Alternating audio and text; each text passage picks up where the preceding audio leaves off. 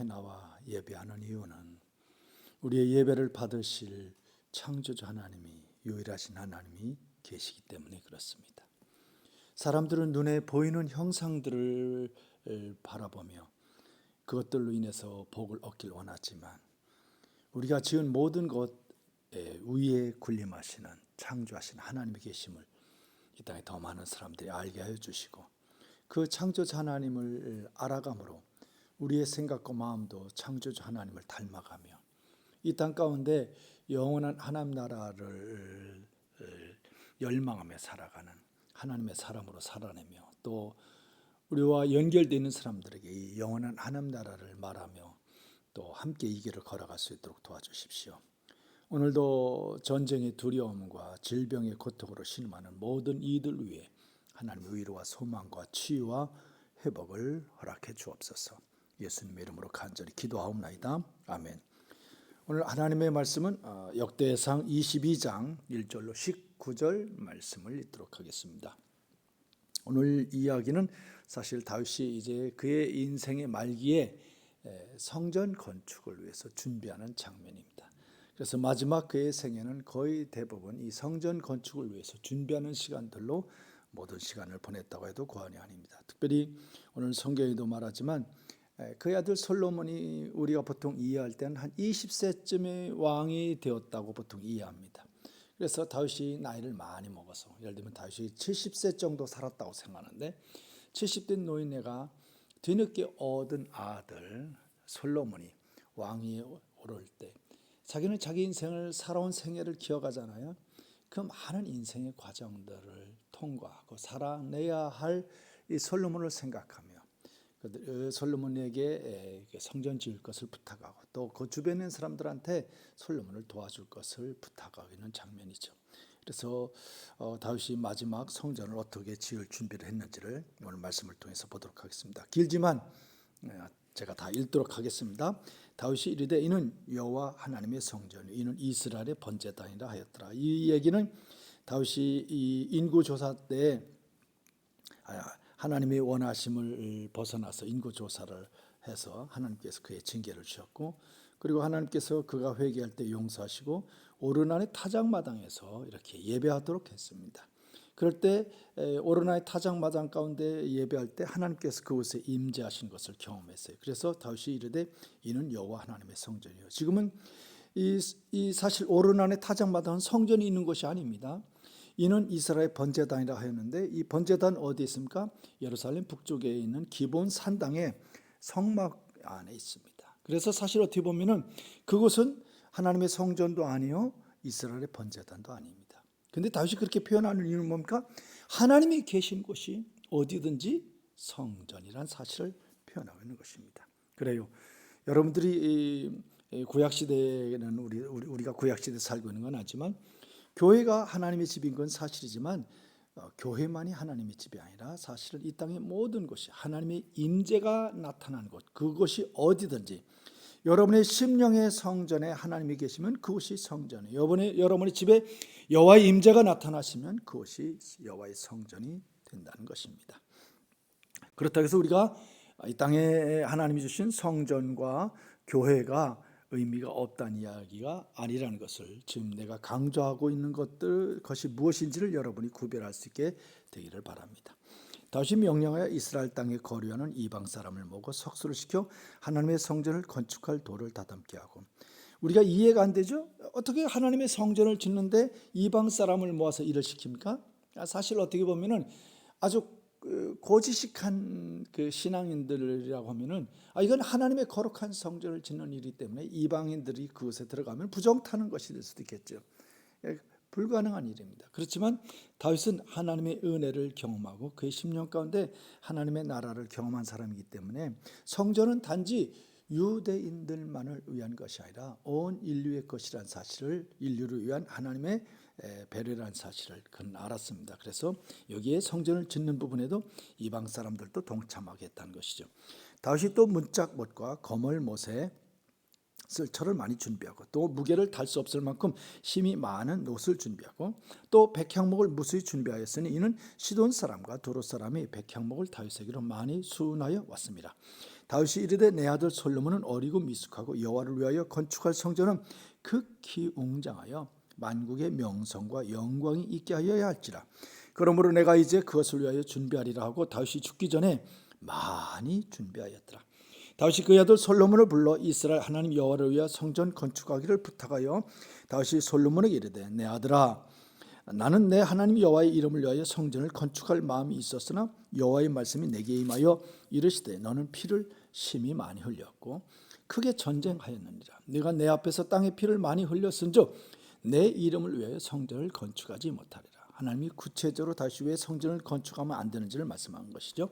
보라, 한 아들이 내게서 나리니 그는 온순한 사람이라. 내가 그로 주변 모든 대적에서 평을 얻게 하리니 그의 이름을 솔로몬이라 하리니. 솔로몬, 살몬, 평화란 뜻입니다. 이는 내가 그의 생전에 평안과 안일함을 이스라엘에게 줄 것입니다. 그가 내 이름을 위하여 성전을 건축할지라.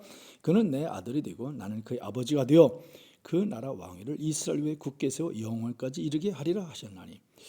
하나님이 친히 말씀하셨어요. 솔로몬이 내 아들이 되고 나는 그의 아버지가 된다. 그래서 그 왕위를 영원토록 보존해 주겠다 약속하셨죠. 이제 내 아들아, 여호와께서 너와 함께 계시기를 원하며 네가 형통하여 여호와께서 내게 대하여 말씀하신 대로 내 하나님 여호와의 성전을 건축하며 여호와께서 내게 지혜와 총명을 주사 내게 이스라엘을 다스리게 하시고 내 하나님 여호와의 율법을 지키게 하시기를 더욱 원하노라. 그때 내가 만일 여호와께서 모세를 통하여 이스라엘에게 명령하신 모든 규례와 법도를 삼가 행하면 형통하리니 강하고 담대하여 두려워하지 말고 놀라지 말지어다. 내가 환난 중에 여호와의 성전을 위하여 금 10만 달란트와 은 10,000달란트와 놋과 철을 그 무게를 달 수 없을 만큼 심히 많이 준비하였고 또 제목과 돌을 준비하였으나 너는 더할 것이며 또 장인이 내게 많이 있나니 곧 석수와 목수와 온갖 일에 익숙한 모든 사람이니라. 금과 은과 놋과 철이 무수하니 너는 일어나 일하라. 여호와께서 너와 함께 계실지로다 하니라. 여러분들 혹시 성경을 이렇게 사무엘과 이렇게 열왕과 이렇게 비교해서 보면 특별히 이 다윗이 성전 지을 준비한 이 금과 은의 무게에 대해서 조금 다르게 표현된 것을 보고 이렇게 여러분이 의문을 표현할 수 있을 텐데 그런 부분들은 별로 이렇게 목숨 걸 일이 아니니까 여러분들이 거기에 너무 에너지를 쏟지 않게 되기를 바랍니다. 그런 것들을 설명하는 분들이 있는데 각기 다양한 설명들이 있습니다. 그러나 여러분이 좀 더 관심을 가지고 있다면 그런 부분을 찾아보면 다 그런 부분에 대해서 나름대로 설명하는 부분이 있습니다. 다시 또 이스라엘의 모든 방백에게 명령하여 그의 아들 솔로몬을 도우라 하여 이르되 너희 하나님 여호와께서 너희와 함께 계시지 아니하시느냐? 사면으로 너희에게 평온함을 주지 아니하셨느냐? 이 땅 주민을 내 손에 넘기사 이 땅으로 여호와와 그의 백성 앞에 복종하게 하셨나니 이제 너희는 마음과 뜻을 바쳐서 너희 하나님 여호와를 구하라. 그리고 일어나서 여호와 하나님의 성전을 건축하고 여호와의 언약궤와 하나님 성전의 기물을 가져다가 여호와 이름을 위하여 건축한 성전에 들게 하라 하였더라. 아멘. 사실 오늘 저는 조금은 무거운 마음으로 여러분 앞에 섰습니다. 그 중에 하나는 코로나로 인해서 오늘도 여전히 비대면 예배를 드릴 수밖에 없는 형편이고 또 여러분이 아시는 것처럼 이 오미크론 현상이 급속도로 이렇게 정점을 향해 올라가고 있기 때문에 다음 주에도 우리가 비대면 예배를 드려야 할지 모르고 그래서 언제 이것이 풀릴지 모르는데 어쨌든 그래서 여러분들 만나서 함께 예배할 수 없다는 그 사실이 참 마음이 무겁습니다. 또 하나는 여러분들도 매일 뉴스를 접하지만 지구촌에서 이렇게 전쟁의 소식이 끊어지지 않고 있다는 것이 우리를 우울하고 불편하게 만들고 있습니다. 어떤 역사가는 표현하기를 그것이 어떤 근거로 이루어진 그 결론인지는 모르지만 인류 역사 가운데 전쟁이 없었던 날은 단 27일 뿐이었다. 이런 기사를 제가 본 적이 있습니다. 그분이 어떤 근거를 가지고 그렇게 썼는지는 모르지만 어쨌든 인류 역사 가운데 전쟁이 없는 날은 별로 없었다는 사실을 언급하고 있습니다. 그래서 우리는 인류 역사 가운데 끊임없는 전쟁의 공포 속에서 살아왔고 앞으로도 우리는 그것으로부터 자유할 수가 없습니다. 성경에도 보면 난리와 난리 소문을 듣겠지만 너희는 두려워하지 말라. 주님 말씀하신 걸 보면 마지막 시대에도 그런 많은 전쟁들이 민족이 민족을 나라가 나라를 치는 전쟁들이 일어난다. 이런 말씀이 언급되어 있습니다. 사실은 그런 것들이 어떻게 이해될지 모르고 언제 이루어질지 모르겠지만 내가 여러분 나이 많을 때 이 땅의 나라가 한 140개국 정도라고 보통 이렇게 들었습니다. 근데 지금은 200개 국가가 넘었다고 저는 이해합니다. 지금은 몇 나라인지 정확히는 모르겠는데 언젠가 제가 보니까 200 몇 개의 나라가 있더라고요. 그 얘기는 뭡니까? 한 나라 안에 묶였던 민족이 독립해서 또 다른 나라를 이루었다는 것이겠죠. 그래서 민족이 민족을, 나라가 나라를 대적하는 때가 온다. 주님이 말씀하신데 이것이 마태복음 24장의 말세에 대한 징조에 나와 있습니다. 그래서 우리가 누구도 원하지 않지만 이 전쟁이라는 것은, 분쟁이라는 것은 주님 나라 올 때까지 계속 되어질 수밖에 없는 현실이고, 그것이 바로 하나님의 형상이 파괴된 인생들이 저지르는 가슴 아픈 일이라는 것입니다. 사실 여러분이 그런 좀 내면을 들여다보면 더 슬프고 가슴 아픈 것은 러시아라는 나라는 동방 정교회가 콘스탄틴이 멸망하면서 러시아로 올라가서 정교회, 동방 정교회가 러시아 정교회를 이룬 나라입니다.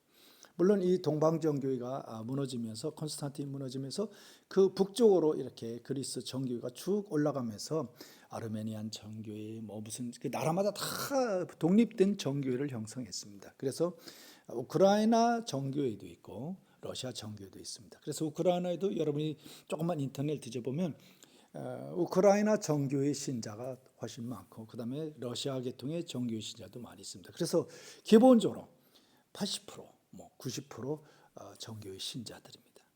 여러분 생각해 보십시오. 정교회 신자라고 해서 우리가 다른 성경을 가지고 있습니까? 그렇지 않습니다. 그들도 성경을 가지고 있고 그들도 예수 그리스도를 믿는 사람들입니다.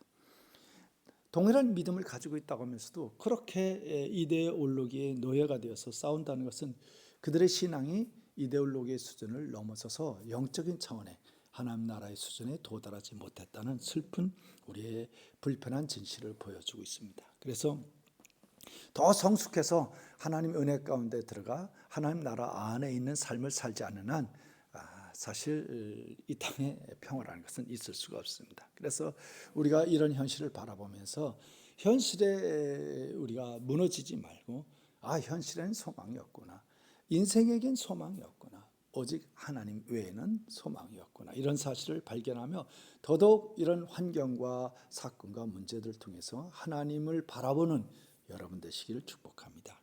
오늘 내용은 다윗이 성전 지을 모든 준비를 갖춘 내용을 설명하고 있습니다. 그가 성전을 짓는 일들을 생각하면 그의 삶의 역사를 자꾸 되새겨 볼 필요가 있습니다.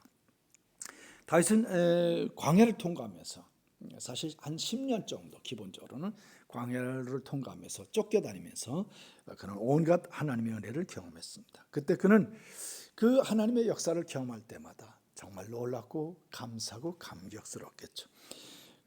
그때 사실 다윗이 얼마나 하나님 앞에 감사하고 또 하나님을 찬양했겠습니까? 그래서 시편의 많은 부분 다윗이 그 고난의 시기를 통과하면서 하나님 앞에 감사의 시, 또 가슴 아픈 마음을 토로하는 시, 그래서 다윗의 시 속에는 원수를 하나님이 벌해 주십시오 하는 그런 기도들을 참 많이 했습니다. 그런 시들을 많이 썼죠. 그러던 중 어느 날 쫓기는 신세에서 그가 유다의 왕이 되고 이스라엘의 왕이 되었을 때 그의 눈에는 하나님이 보였습니다. 그동안에는 하나님이 그의 인생 가운데 수없이 많은 기적과 능력을 행해 주셨는데도 불구하고 하나님이 주신 어떤 일들 때문에, 문제를 풀어주신 어떤 일들 때문에, 사건을 해결해 주신 어떤 일들, 그 일들 때문에 감사했는데 그가 한 40세쯤 되었을 때 그는 하나님이 보이기 시작했다는 거예요. 여러분들이 이해가 안 될 수도 있습니다. 하나님이 우리의 기도를 응답해 주시고 하나님 우리를 사랑해 주시고 하나님 우리를 용서해 주시고 놀랍고 감사합니다. 근데 어느 날 여러분이 인생을 살다 보면 그분은 누구십니까? 그분의 존재에 대해서 관심을 갖게 될 때가 있다는 것입니다.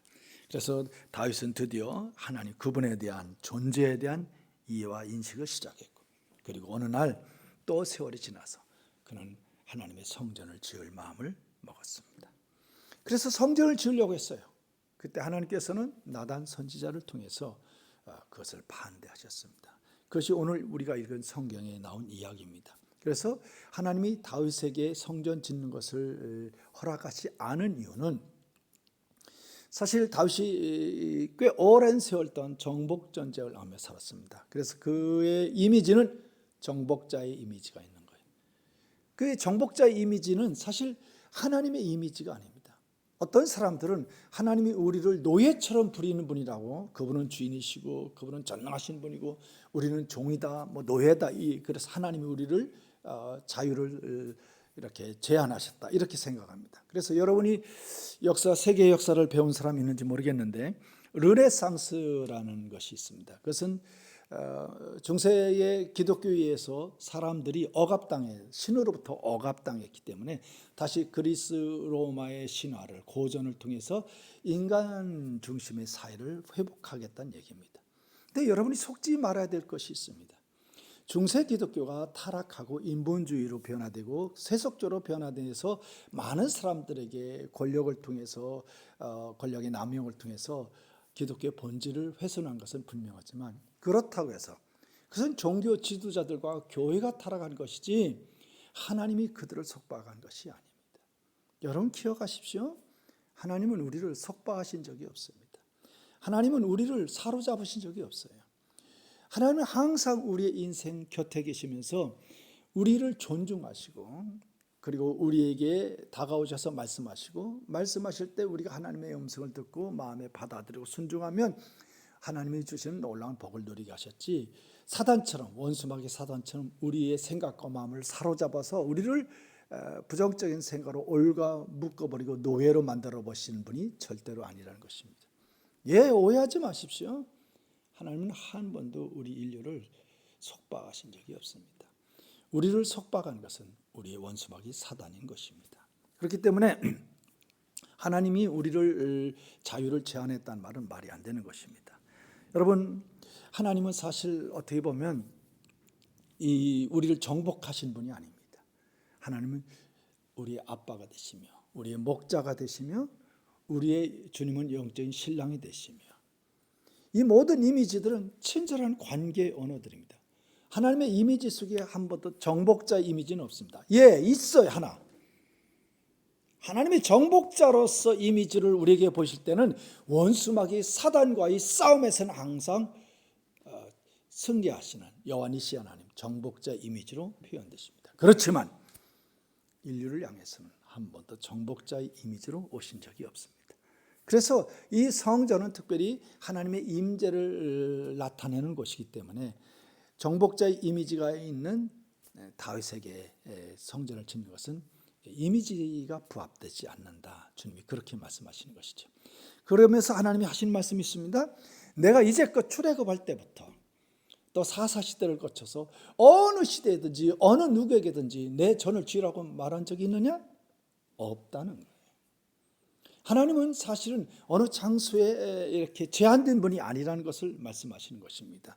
결국 하나님께서 거절하신 이유 중에 하나는 다윗과 이스라엘 백성들로 하여금 하나님이 어떤 분이신지에 대한 명확한 이해 가운데, 더 깊은 이해 가운데 들어가게 되기를 바라신다는 것입니다.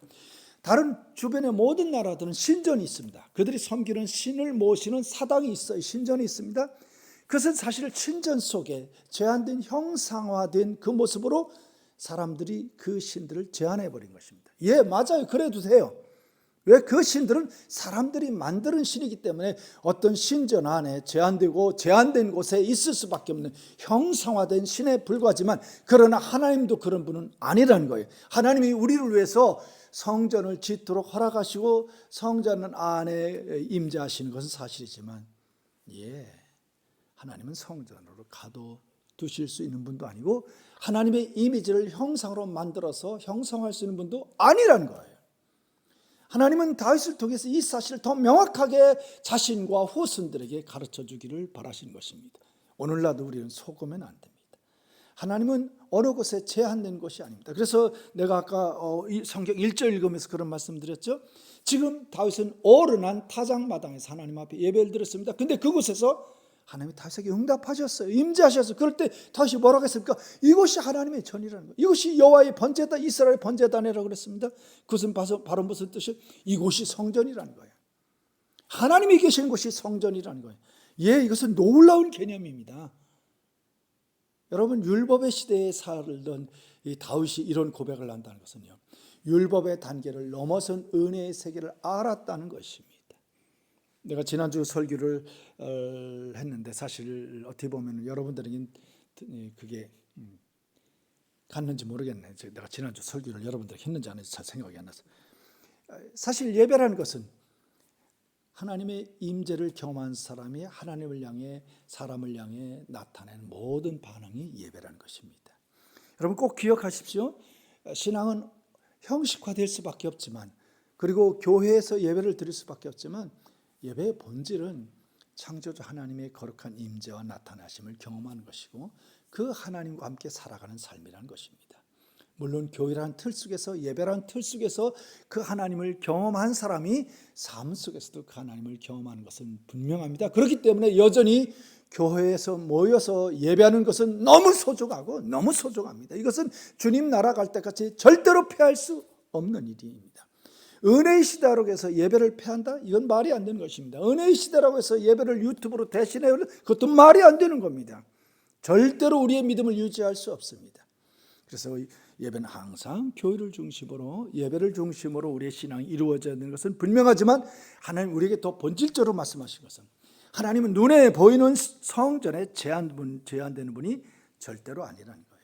하나님은 이 모든 것을 지으신 분이고 이 모든 것 위에 계신 분임을 절대로 잊지 말라는 것입니다.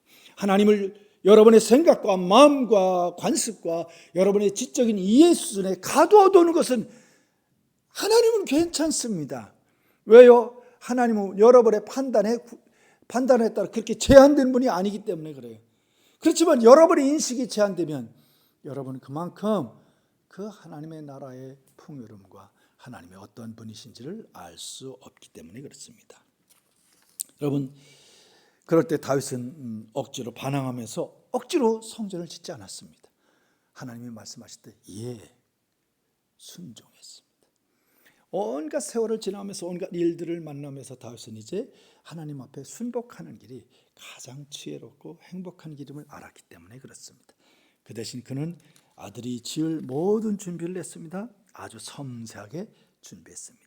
사실 그의 통치 말기 모든 것을 성전 지을 준비에 올인했습니다. 여러분, 오늘 우리의 삶을, 오늘 다윗의 생애를 통해서 다시 한번 생각해 봤으면 좋겠습니다.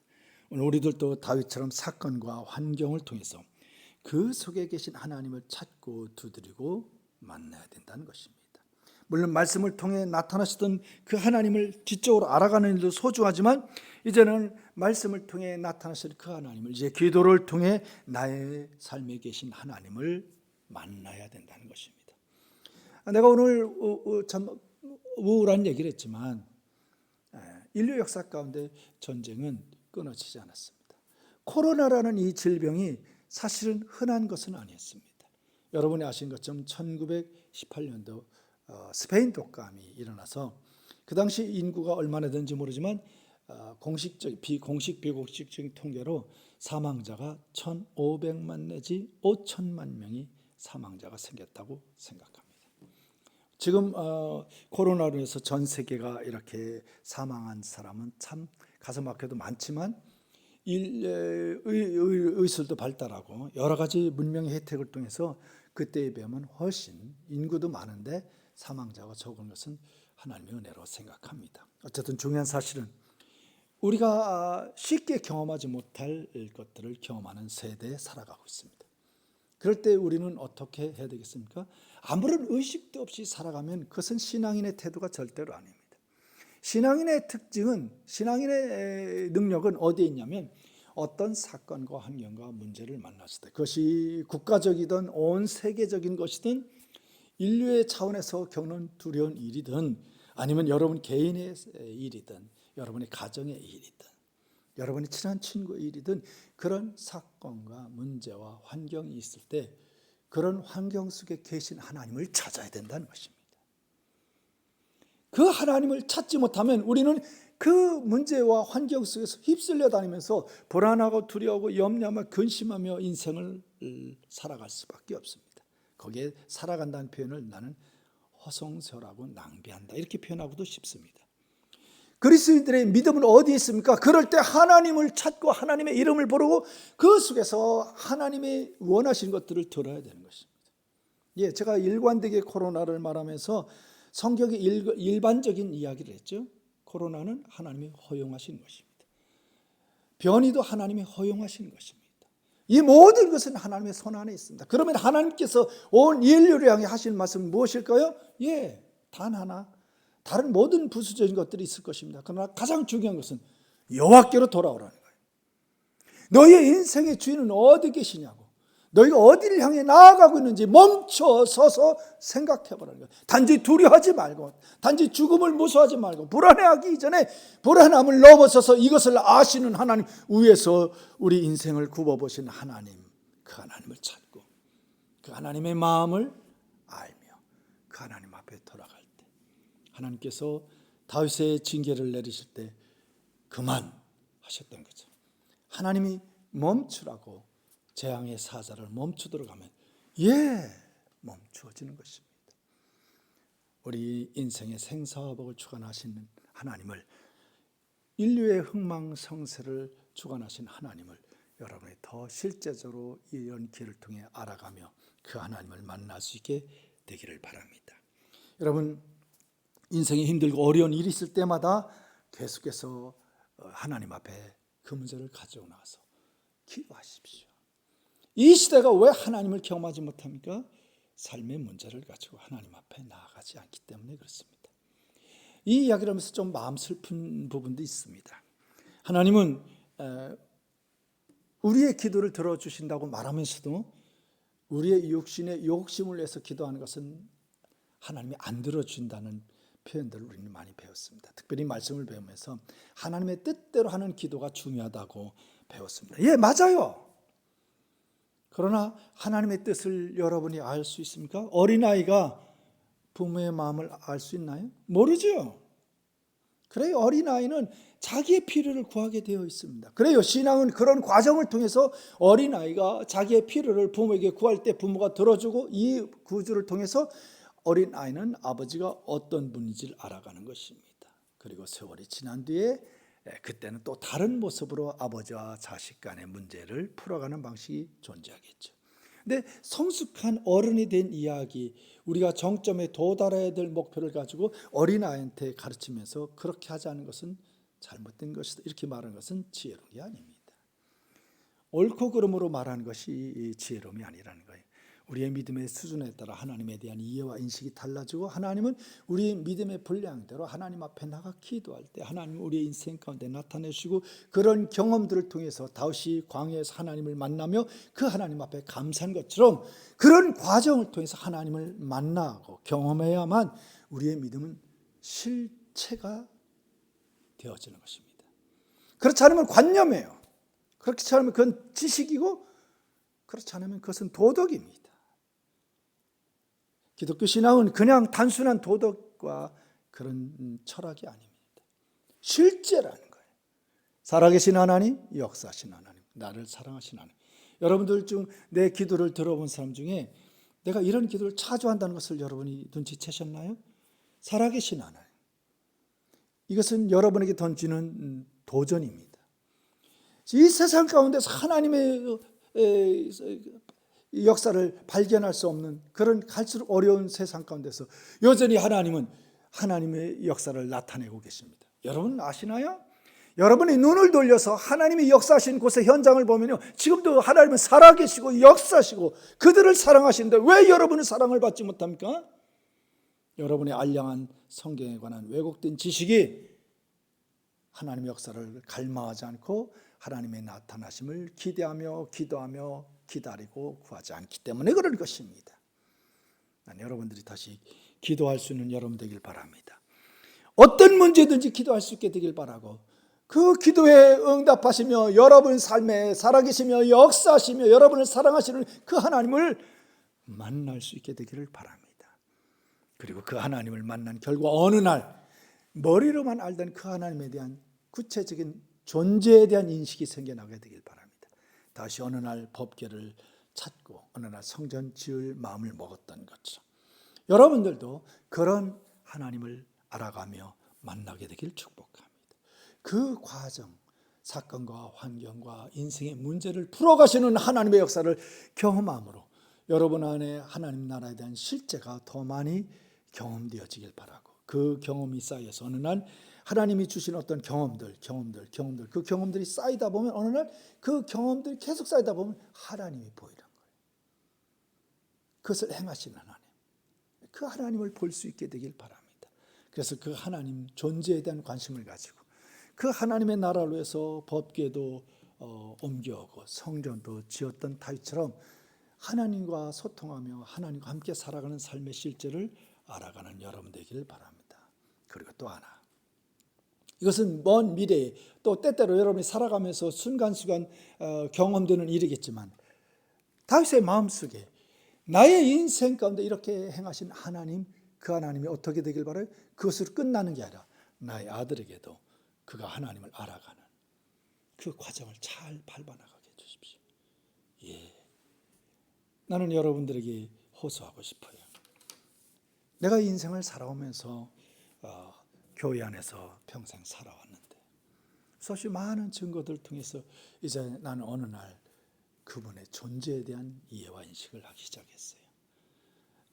어릴 때는 그냥 단순히 그분이 나의 인생 가운데 나타나신 어떤 것들로 인해서 그분을 바라보고 주님이 나를 왜 사랑하신지에 대해서 끊임없이 눈물을 흘리고, 내가 많이 불렀던 찬양 중에 하나가 하나님의 은혜로 있을 데 없는 자 왜 구속하여 준지 나는 알 수 없다. 왜 나를 구속하셨을까? 이 부분에 대해서 끊임없이 찬송을 많이 했습니다. 근데 어느 날 주님이 그러시더라고요. 하나님 왜 나를 사랑하시나요? 그랬더니 네가 내 아들이니까 사랑하는 거야. 그 말은 제게 굉장한 충격이었어요. 하나님이 우리의 아빠가 되신 아빠 하나님이 된다는 사실을 나는 어렸을 때부터 알고 있었어요. 근데 어느 날 하나님 나를 구원하신 일에 대해서 너무 감격스러워서 수없이 불렀던 찬양, 왜 날 사랑하십니까? 불렀는데 어느 날 아니야, 네가 내 아들이니까 사랑하는 거야. 너무 단순하고 너무 쉽고, 제가 알고 있던 지식이 그날 실제가 되는 날이었어요. 그래, 여러분 인생 가운데 그런 날이 날마다 더 많아지길 바랍니다. 그래서 그 하나님의 역사를 인해서 여러분이 하나님과 하나님의 나라를 위해 하나님과 함께 살아가는 삶의 기쁨을 누리게 되길 바랍니다. 그리고 여러분 주변에 누구에게 이 영원한 하나님 나라, 여러분 인생 가운데 실제가 되신 그 하나님의 나라를 흘려보낼 수 있는, 그것을 말로, 그 다음에 섬김으로, 그리고 사랑으로 그들 가운데 하나님의 생명의 나라를 흘려보낼 수 있는 여러분 생명의 통로로서의 삶을 살게 되기를 바랍니다. 저는 오늘 설교 제목을 사실 옛날 유행가 가사를 썼어요. 그 옛날 유행가 가사가 뭐냐면 안지나 서나 당신 생각이라는 유행가 가사가 있습니다. 그래서 언뜻 그냥 그런 가사를 제목으로 썼습니다. 이 이야기는 다윗이 마지막 생에 안지나 서나 성전 지을 생각, 안지나 서나 솔로몬 아들이 어떻게 하나님의 사람이 될 것이냐, 안지나 서나 이스라엘 백성들이 어떻게 하나님을 알아가며 하나님의 사람으로 살아가게 할 것인가. 이것이 다윗의 유일한 소망이요, 초점이었던 것을 오늘 여러분에게 말씀드리고 싶은 것입니다. 그날이 하루아침에 이루어지는 것은 아니지만 다윗이 수없이 많은 과정을 통과하며 어느 날 주님이 보이고, 주님이 보이니까 다른 모든 것을 제쳐놓은 거야. 그거 외에는 없어. 그것 외에는 없다는 것을 발견할 수 있는 여러분 되길 바랍니다. 여러분이 내 설교를 들으면서 발견했는지 모르겠지만 나는 설교를 항상 똑같은 얘기를 합니다. 왜? 그거 외에는 다른 것이 없다고 발견되어졌기 때문에 그렇습니다. 그래요, 여러분들도 지금은 다양한 하나님을 경험하는 과정입니다. 그리고 어느 날 여러분 인생 가운데 신앙은 이거야. 하나님, 교회, 예배, 이거밖에 없구나. 이것을 아는 날이 속히 오기를 바랍니다. 그래서 스스로 여러분의 삶을, 시간과 몸을 하나님 앞에 드리는 여러분 인생 되기를 축복합니다. 저는 기본적으로 새벽 기도에 교회에 옵니다. 그 다음에 오전에 손님들 만나기 위해서 오고 오후에도 와서 교회에 머무릅니다. 그리고 저녁에도 기도하는 분들이 있어서 함께 교회에 옵니다. 그래서 저는 하루에 4번 출근해요. 물론 직장인들은 아침에 출근해서 저녁에 퇴근하지만 어쨌든지 간에 나는 다른 삶이 거의 없어요. 왜 그렇습니까? 내 인생 가운데 내가 할 수 있는 일은 이제 이것밖에 없구나. 하나님 앞에 나가서 기도하며 하나님을 알아가며 내게 맡겨진 영혼들로 해서 기도하며 때를 따라 그들에게 하나님의 양식을 나누어주는 것, 그것이 나의 존재 목적이고 내가 추구할 단 하나의 일이라는 것을 알았기 때문에 그렇습니다. 여러분들 각자의 부름이 인생이 다르지만 여러분의 인생을 통해서 나타나신 그 하나님을 통해서 여러분의 부름을 이해하고 정말 소중한 일이 무엇인지 앉으나 서나 그것을 생각하며 그것을 이뤄가는 하나님과 함께 그런 것들을 이뤄가는 하나님의 용사들, 하나님의 나라의 일꾼들이 되시기를 주님의 이름으로 축복합니다. 함께 기도하겠습니다.